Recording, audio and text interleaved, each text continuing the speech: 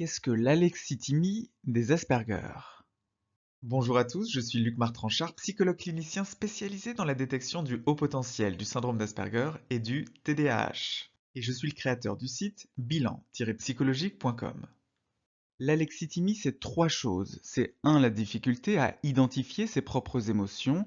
2, la difficulté à faire la différence entre certaines émotions. Par exemple, faire la différence entre des moments où on ressent de la colère, ou plutôt de la tristesse, ou plutôt du dégoût, plutôt de la surprise. Et puis 3, c'est la difficulté à exprimer ses propres émotions. Elle s'accompagne généralement d'une difficulté à identifier les émotions des autres.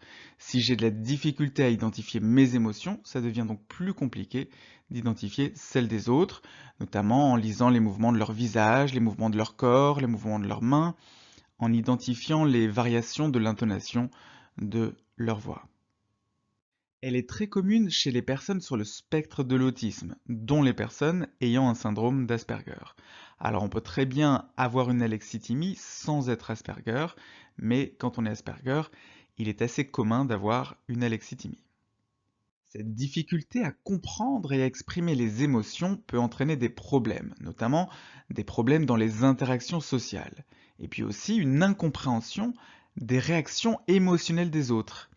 Et ça peut créer des problèmes si vous pensez que votre ami ou votre collègue de travail est très triste, alors qu'en fait cette personne est simplement surprise, ou si elle est joyeuse à ce moment-là, eh bien vous n'allez pas avoir une réaction adaptée à ces émotions.